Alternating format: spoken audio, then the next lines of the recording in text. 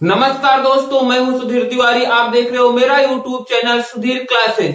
जैसा कि हम लोग लास्ट लेक्चर में पढ़ चुके थे कि कूलम्ब्स लॉ क्या होता है और कूलम्ब्स लॉ पर कुछ सवाल भी लगा चुके थे, कुछ न्यूमेरिकल हम लोग सॉल्व कर चुके थे। तो आज हम लोग उसी सीरीज को आगे बढ़ाते हुए डिस्कस करेंगे बलों के अध्यारोपण का सिद्धांत। तो आज का जो टॉपिक होगा हमारा होगा बलों के अध्यारोपण का सिद्धांत। तो ध्यान देना कि बलों के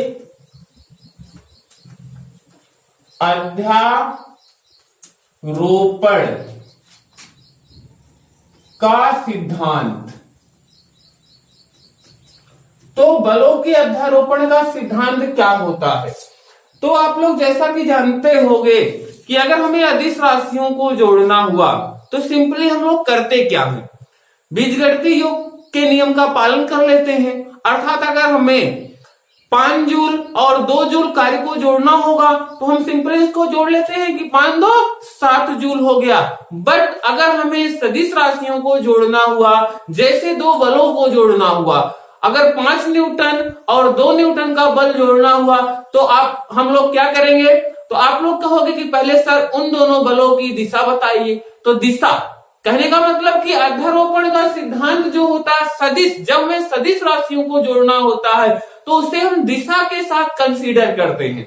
तो जब तक हमें दो बलों की दिशा नहीं मालूम होगी तब तक उन्हें हम जोड़ नहीं सकते हैं। तो हमें दिशा मालूम होनी चाहिए। दिशा मतलब उनके बीच का एंगल।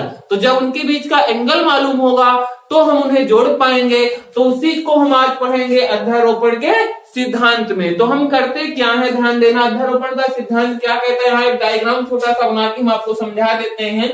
मान लीजिए कि एक बल, एक आवेश आपका क्यू है और इसके चारों ओर कई आवेश रखे हैं।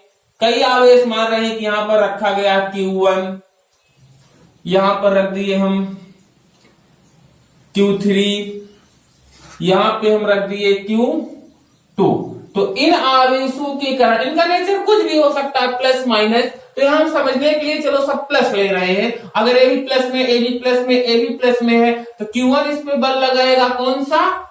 प्रतिकर्षण बल लगाएगा। और कौन सा बल लगेगा? F1 लगेगा।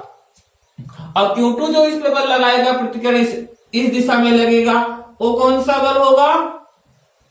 F2 होगा। और Q3 जो लगाएगा वो इस दिशा में लगेगा और उसका नाम क्या होगा? F3 हो जाएगा। तो अब बताओ, इन Q1, Q2, Q3 के कारण जो Q आवेश पर लगने वाला बल है उसकी दिशा तो हमें कंफर्म हो गई। तो अध्यारोपण का सिद्धांत हमें बताता क्या है कि किसी भी आवेश पर लगने वाला जो नेट बल होगा, अर्थात इस आवेश पर लगने वाला जो नेट बल होगा F नेट, तो इस आवेश पर जो लगने वाला नेट बल होगा वह उन अलग अलग आवेशों के सदिश योग के बराबर होता है। तो vector F1 plus vector F2 plus vector F3 plus dash dash. तो कहने का मतलब कि इस आवेश पर जो लगने वाला बल होगा वह उनके अलग अलग आवेशों के कारण लगने वाले बलों के सदिश योग के बराबर होता है। तो अध्यारोपण का सिद्धांत हमें कहता है कि जो नेट बल लगेगा वह अलग अलग आवेशों के कारण जो लगने वाला बल होगा उनके सदिश योग के बराबर होगा। अर्थात बीजगणितीय योग के बराबर नहीं होगा, सदिश योग के बराबर होगा। सदिश योग का मतलब उसे हम दिशा के साथ कंसीडर करेंगे, दिशा के साथ जोड़ेंगे। तो कहने का मतलब समझ में आ गया कि अध्यारोपण का सिद्धांत, जब जब हमें सदिश राशियों को जोड़ना होगा तब तक हम किसका नियम लगाएंगे?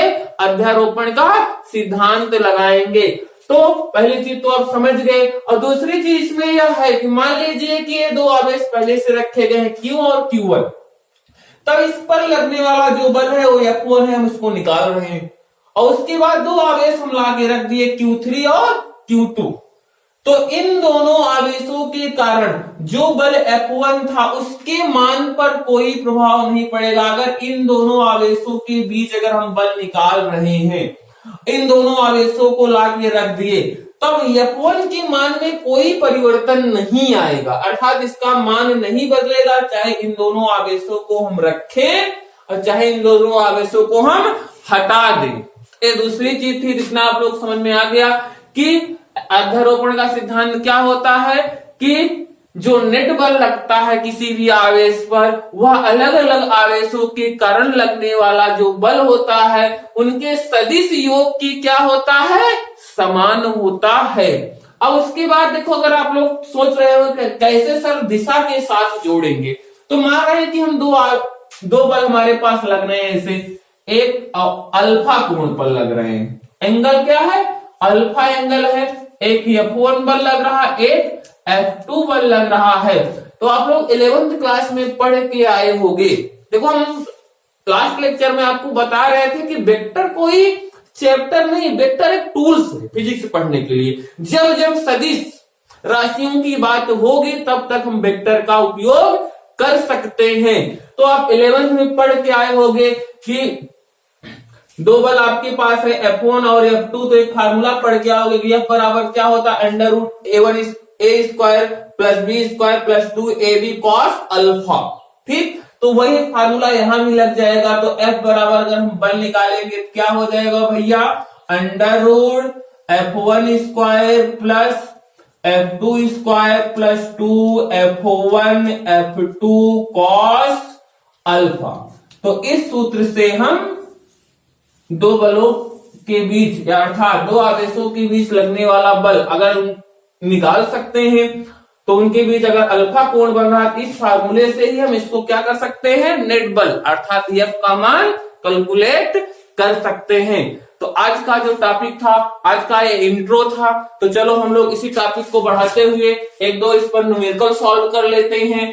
तो आज का जो पहला न्यूमेरिकल हम हल करेंगे, देखो न्यूमेरिकल को हम लिखने की बजाय अर्थात सवाल बोर्ड पर ना लिखकर एक डायग्राम बनाकर हम आपको समझा देते हैं, अर्थात डायग्राम बनाते हुए हम सवाल को बोल दे रहे हैं, आप लोगों को लिखना हो तो लिख सकते हो। तो आज की जो पहली सवाल हमारी होगी वह है कि +6 माइक्रोकूलम तथा -4 माइक्रोकूलम के दो बिंदु आवेश एक दूसरे से 2 मीटर की दूरी पर रखे हैं। ठीक, तो सवाल क्या है, पहली सवाल आज की पहली सवाल है, +6 माइक्रोकूलम तथा -4 माइक्रोकूलम के दो बिंदु आवेश परस्पर 2 मीटर की दूरी पर स्थित हैं। इनको मिलाने वाली रेखा के मध्य बिंदु पर, मतलब बीच में मध्य बिंदु पर +1 माइक्रोकूलम आवेश पर लगने वाले बल का मान क्या होगा। तो सवाल आपको समझ में आ गई होगी कि +6 माइक्रोकूलम तथा -4 माइक्रोकूलम के दो बिंदु आवेश परस्पर 2 मीटर की दूरी पर स्थित हैं।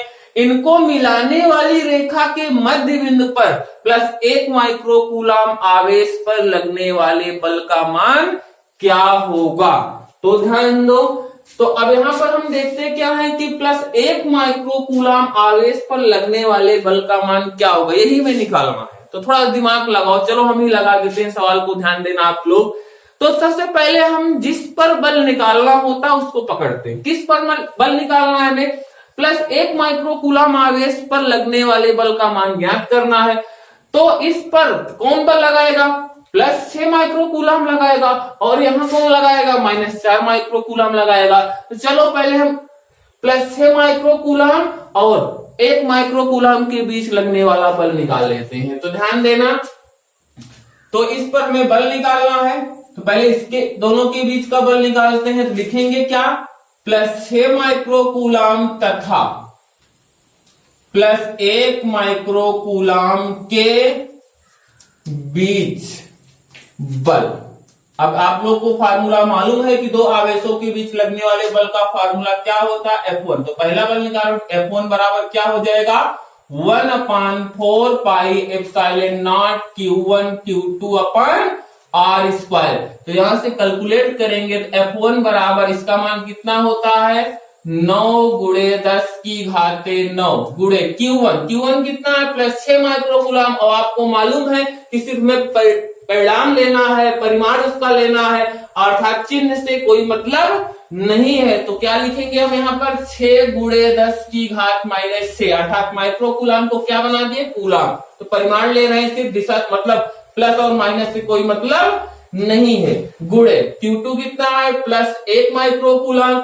तो माइक्रोकूलम को कूलम बनाएंगे 1 गुणे 10 की घाते कितना हो गया -6 बट्टे आर स्क्वायर। आर मतलब दोनों आवेशों के बीच की दूरी, और दोनों आवेशों के बीच की दूरी कितनी होगी देखो ध्यान से, अगर ये 2 मीटर है, इसके मध्य बिंदु पर यहां रखा गया है, तो इतनी दूरी क्या हो जाएगी 1 मीटर हो जाएगी यहां से यहां तक। और इतनी दूरी क्या हो जाएगी आपकी 1 मीटर हो जाएगी यहां से यहां तक। तो दोनों के बीच की दूरी कितनी है 1 मीटर। तो 1 का स्क्वायर करेंगे 1 ही आएगा। तो 9 छक 54। F1 बराबर आपका कितना हो गया 9 छक 54। और यहां देखो कितना है गुणे 10 की घाते 9 गुणे माइनस माइनस प्लस होता है, लेकिन निशान माइनस का लगेगा, -12 हो गया। 1 का कोई मतलब ही नहीं होगा, 1 का नाम 1 ही होगा। इसको कैलकुलेट करेंगे F1 बराबर आपका क्या हो जाएगा, F1 बराबर हो जाएगा 54 गुणे प्लस माइनस माइनस 12 में से 9 गए, 10 की घात कितना बचा -3 न्यूटन का बल लग रहा है। तो F1 आपका निकल गया कितना 54 गुणे 10 की घात -3 न्यूटन का बल इन दोनों आवेशों के बीच निकल रहा है। अब हम निकाल लेते हैं इन दोनों आवेशों के बीच बल। तो यहां पर हल कर लेते हैं, ध्यान देना। तो अब किसके बीच हम बल निकाल रहे हैं -4 माइक्रोकूलम तथा +1 माइक्रोकूलम के बीच बल। तो बल का फार्मूला क्या हो जाएगा F बराबर F2, दूसरा बल है F2 1/4 pi epsilon naught Q1 Q2 upon R square. तो यहां पर देखो F2 बराबर क्या हो जाएगा आपका, इसका मान कितना होता है 9 गुणे 10 की घात 9 गुणे Q1 पहला आवेश कितना है -4 माइक्रोकूलम, -4 माइक्रोकूलम का है। तो यहाँ पर प्लस माइनस से नहीं मतलब है, परिमाण से मतलब है। तो क्या हो जाएगा 4 गुणे 10 की घाते -6 गुणे दूसरा 1 है, तो 1 गुणे 10 की घाते -6। दोनों के बीच की दूरी कितनी है 1 है यार। तो 1 का स्क्वायर करोगे तो क्या होगा 9 चौक 36। तो F2 बराबर कितना हो जाएगा 36 गुणे 10 की घाते माइनस माइनस कितना होगा प्लस। तो 6 6 12 होगा, और 12 में से 9 गए 10 की घाते कितना बचेगा -3। तो कैलकुलेट आप कर ही लोगे n इतना न्यूटन। तो ध्यान देना कि F2 इतना न्यूटन निकल गया और F1 इतना आया। F2 कितना है 36 गुणे 10 की घात -3 न्यूटन। अब ध्यान दो कि अब दिशा हमें ध्यान देनी है, अध्यारोपण का सिद्धांत हम पढ़ के ही आए हैं। तो देखो कि जिस पर हमें बल निकालना है उससे पूछो कि +6 माइक्रोकूलम का आवेश तुम्हारे ऊपर किस दिशा में बल लगा रहा है। तो ये बताएगा खुद ही आपको कि अगर +6 माइक्रोकूलम है, मैं कितना हूं +1 माइक्रोकूलम का हूं। तो प्लस प्लस आप लोग जानते हो समान नेचर का होता है, कौन सा बल लगता है प्रतिकर्षण। अगर प्रतिकर्षण बल लगेगा तो इस 6 माइक्रोकूलम का इस आवेश को क्या देगा इधर धक्का देगा, ऐसे F1 इधर लग रहा है, कंफर्म ना। अब देखो ध्यान से दिशा किधर है उधर है। अब उसके बाद -4 माइक्रोकूलम इस +1 माइक्रोकूलम पर बल किधर लगा रहा ध्यान दो। तो ए प्लस का है किसका है माइनस का, और प्लस माइनस विपरीत नेचर। तो कौन सा बल लगेगा आकर्षण बल लगेगा, अर्थात 1 माइक्रोकूलम को यह -4 माइक्रोकूलम का आवेश अपनी तरफ ऐसे क्या करेगा आकर्षित करेगा। F2 की दिशा भी किधर है इधर है, एक ही दिशा में दोनों कार्य कर रहे हैं। और आप लोग जानते हो जब कोई भी बल एक ही दिशा में कार्य करता है, जब एक ही दिशा में कार्य करेगा तो हम जोड़ेंगे, अगर अलग अलग दिशाओं में कार्य करेगा तो हम घटाएंगे। तो अतः नेट बल अगर हम निकालें अतः परिणामी बल परिणामी बल। तो परिणामी बल F निकालेंगे तो F बराबर क्या होगा F1 + F2। तो बताओ F बराबर F1 कितना है आपका 54 गुणे 10 की घाते -3 प्लस F2 कितना है आपका 36 गुणे 10 की घाते -3। जोड़ो इसको तो F बराबर कितना हो जाएगा 6 4 10 की 0 हासिल 1 5 3 8 है 9 90 गुणे 10 की घाते -3 न्यूटन। तो परिणामी बल कितना आ गया भैया 90 गुणे 10 की घात -3 न्यूटन आ गया। तो समझ में आ गया होगा सवाल को, कोई दिक्कत तो नहीं है? बताओ कोई दिक्कत नहीं है ना? अगर कोई दिक्कत हो तो कमेंट में हमें जरूर बताना। चलो आज की दूसरी सवाल स्टार्ट करते हैं, इसी टाइप की सवाल और पढ़ते हैं। तो आज की दूसरी सवाल हम डायग्राम बना के आपको समझा दे रहे हैं। अगर आपको क्वेश्चन लिखना है तो हम बोल रहे हैं लिख सकते हो। तो दूसरी सवाल जो होगी वो है आपकी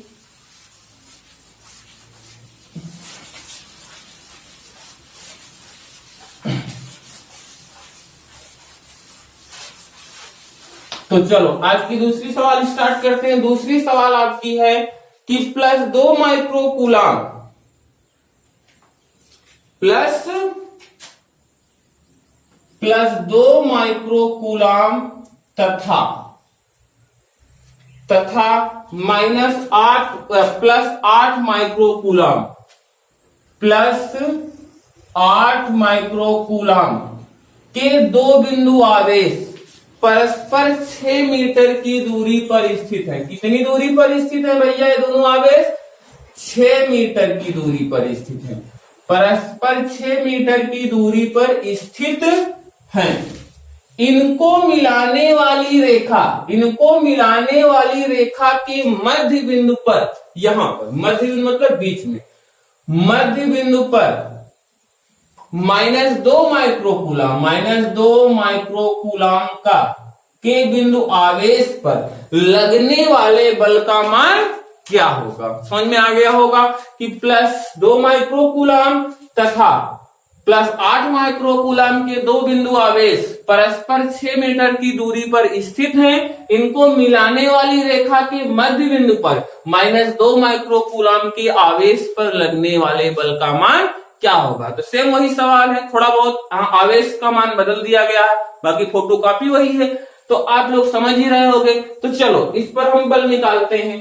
तो पहले देखो तो दोनों के बीच की दूरी कितनी है आवेशों की +2 माइक्रोकूलाम और +8 माइक्रोकूलाम के बीच की दूरी कितनी है 6 मीटर। तो इसके मध्य बिंदु पर अगर -2 माइक्रोकूलाम का आवेश रखा गया है तो यहां से यहां तक की दूरी कितनी हो जाएगी 6 का आधा कितना होता है 3 मीटर। तो यहां से यहां तक की दूरी कितनी हो गई आपकी 3 मीटर हो गई और यहां से यहां तक की दूरी कितनी हो जाएगी 3 मीटर हो जाएगी। ध्यान देना। अब दिशा ही तुरंत देख लेते हैं। तो बताओ अगर हमें इस पर लगने वाले बल का मान बताना है, -2 माइक्रोकूलाम की आवेश पर लगने वाले बल का मान पता करना है, A माइनस में A प्लस में, तो इन दोनों के बीच में जो बल लगेगा कौन सा बल होगा आकर्षण बल होगा। प्लस माइनस अलग अलग नेचर के हैं। तो +2 माइक्रोकूलाम आवेश -2 माइक्रोकूलाम पर जो बल लगाएगा उसकी दिशा किधर होगी इधर होगी ऐसे F1 की दिशा। और यहां पर देखो कि +8 माइक्रोकूलाम का आवेश जो होगा -2 माइक्रोकूलाम पर जो आवेश लगाएगा बल लगाएगा ये माइनस का है प्लस का, तो ये भी आकर्षण बल होगा। तो +8 माइक्रोकूलाम की आवेश द्वारा जो इस पर लगने वाला बल होगा -2 माइक्रोकूलाम पर, उसकी दिशा किधर होगी इधर होगी। अर्थात दोनों की दिशा क्या है देखो भैया अलग अलग दिशा है, एक इधर लग रहा है बल तो दूसरा उधर लग रहा है। तो इनका परिणामी बल जो हम F ज्ञात करेंगे और इन दोनों के अंतर के बराबर होगा। F बराबर क्या होगा ध्यान दो, पहले ही लिख दे रहे हैं F1 minus F2, F1 minus F2 होगा। पहले हमें F1 निकालना होगा तब F2 निकालना होगा, तो परिणामी बल आराम से हम निकाल लेंगे। तो चलो पहले हम कौन सा बल लगाते हैं F1 निकालते हैं। तो F1 क्या है पहले +2 माइक्रोकूलाम और -2 माइक्रोकूलाम के बीच बल निकाल लेते हैं। तो +2 माइक्रोकूलाम तथा -2 माइक्रोकूलाम के बीच बल। तो फार्मूला आपको मालूम है F बराबर क्या होता है, हम डायरेक्टली कर सकते हैं ना कि 1/4πε0 होता है, या डायरेक्ट लिख देते हैं हम क्या, चलो वही लिख देते हैं 1/4πε0 Q1 Q2/r²। तो यहां से मान अगर हम कैलकुलेट करेंगे तो F बराबर इसका मान कितना होता है, 1/4πε0 का मान होता है 9 गुणे 10 की घाते 9, फिर गुणे Q1 कितना है +2 माइक्रोकूलम, जबकि हमें प्लस और माइनस से मतलब नहीं है, तो हम इसको क्या कर सकते हैं 2 गुणे 10 की घाते -6, Q1 लिख दिए। Q2 कितना है आपका -2 माइक्रोकूलम, जिसको लिख सकते हैं 2 गुणे 10 की घाते -6, क्योंकि माइक्रोकूलम को कूलम बना दिए। और उसके बाद में परिमाण से मतलब है, चिन्ह से कोई मतलब नहीं है, बटे r²। उनके बीच की दूरी कितनी है, यहाँ इन दोनों आवेशों के बीच की दूरी कितनी है 3 मीटर, तो 3 का हम क्या कर देंगे स्क्वायर कर देंगे। तो कैलकुलेट इसको करते हैं, F बराबर कितना आया 9 गुणे 10 की घाते 9 गुणे 2 दूना कितना होगा भैया 4 गुणे 10 की घाते माइनस प्लस 6 12, लेकिन चिन्ह माइनस का, तो ये हो गया -12 बटे 3 त्रिका 9, तो यहाँ 9 से 9 क्या कर दिए कैंसिल कर दिए। तो F बराबर कितना आया आपका, ध्यान देना, तो आया 4 गुणे 10 की घाते, तो 12 में से आप क्या करोगे 9 को घटाओ 10 की घाते कितना -3 न्यूटन। क्या निकल गया आपका F1 निकल गया। अब हम F2 निकाल लेंगे, तो चलो F2 यहां निकाल लेते हैं। दूसरा बल हम कैसे निकालेंगे, ध्यान दो कि +8 माइक्रोकूलम तथा -2 माइक्रोकूलम के बीच बल, तो F2 निकालते हैं। ध्यान दो कि F2 निकालेंगे तो 1/4πε0 Q1 Q2/r²। तो F2 बराबर इसका मान कितना होगा 9 गुणे 10 की घात 9 गुणे Q1 कितना है आपका 8 माइक्रोकूलम, तो 8 गुणे 10 की घाते -6 हुआ, गुणे Q2 कितना है -2 माइक्रोकूलम, तो 2 गुणे 10 की घाते कितना हुआ -6 बटे दोनों के बीच की दूरी कितनी है यार 3 है, तो 3 का क्या कर सकते हो स्क्वायर कर दिए यहाँ पर। अब इसको कैलकुलेट करेंगे तो F2 बराबर क्या आ जाएगा 9 गुणे 10 की घाते 9 गुणे 8 दूना 16 गुणे 10 की घाते माइनस प्लस 6 12, तो -12 आया बट्टे 3 त्रिका 9। तो यहाँ पर हम क्या कर सकते हैं 9 से 9 को काट दिए, F2 बराबर कितना आ गया 16 गुणे 10 की घाते 12 में से 9 गए -3 न्यूटन, तो यहाँ F2 निकल गया। तो अब हमें परिणामी बल चाहिए, और परिणामी बल का फार्मूला क्या होता है, दोनों अलग अलग दिशाओं में लग रहे हैं, तो क्या होगा एक बल में से दूसरे बल को हम घटा देते हैं, अर्थात यहां लिख चुके F1 माइनस F2। अब देखो F1 माइनस F2, तो देखो कि F1 बड़ा है कि F2 बड़ा है, तो यहाँ F2 का मान है 16 गुणे 10 की घाते -3 न्यूटन, और F1 का मान कितना है, यहाँ F1 निकाल रहे थे ना, यहाँ 1 लगा सकते हो आप, तो F1 का मान कितना है 4 गुणे 10 की घाते -3 न्यूटन, तो ये बड़ा बल है और ये क्या है छोटा। तो हमेशा हम करते क्या है कि बड़े बल में से छोटे बल को घटाते हैं, तो यहां हम कर सकते हैं F2 माइनस F1, या इसको हम मिटा देते हैं। अब यहां पर हल करते हैं, ध्यान देना कि परिणामी बल क्या होगा, अतः परिणामी बल, तो परिणामी बल F बराबर क्या हो जाएगा F2 माइनस F1, तो F बराबर F2 कितना है आपका 16 गुणे 10 की घाते -3, फिर माइनस F1 कितना है 4 गुणे 10 की घाते -3, इसको कैलकुलेट करेंगे तो कितना आएगा F आपका, F बराबर हो जाएगा 16 में से 4 गए 12 गुणे 10 की घाते -3 न्यूटन, तो -2 माइक्रोकूलम के आवेश पर लगने वाला बल आपको मालूम हो गया। अगर इसकी हमें दिशा बतानी है तो दिशा कैसे बताएंगे, जो परिणामी बल लग रहा है उसकी दिशा किधर होगी, तो ध्यान दो कि ये इधर लगने वाला बल F1 है, वो कितना है 4 गुणे 10 की घाते -3, इधर लगने वाला बल कितना है 16 गुणे 10 की घात -3 न्यूटन। तो कौन ज्यादा है? यह बल ज्यादा है F2, यह कम है, तो ये ज्यादा प्रभावकारी होगा। तो बल की दिशा किधर होगी? इधर होगी। इसका मतलब हम कह सकते हैं कि +8 माइक्रोकूलाम की ओर। किधर बल की दिशा होगी भैया? दिशा क्या होगी? +8 माइक्रोकूलाम के आवेश की ओर, आवेश की ओर। तो किसी को दिक्कत है यहां तक? नहीं दिक्कत है। तो आपको समझ में आ गया होगा कि हम लोग कैसे बल निकालते हैं अगर दो आवेश के बीच में एक तीसरा आवेश लाते हैं। तो आज के लिए बस इतना ही करते हैं। अब अगले आने वाली वीडियो जो होगी, अगली 1-2 वीडियो में, उसमें हम और आप लोग के लिए न्यूमेरिकल्स लेके आएंगे, एक लेवल का न्यूमेरिकल लेके आएंगे। तब तक के लिए आप हमारे चैनल पे बने रहिए।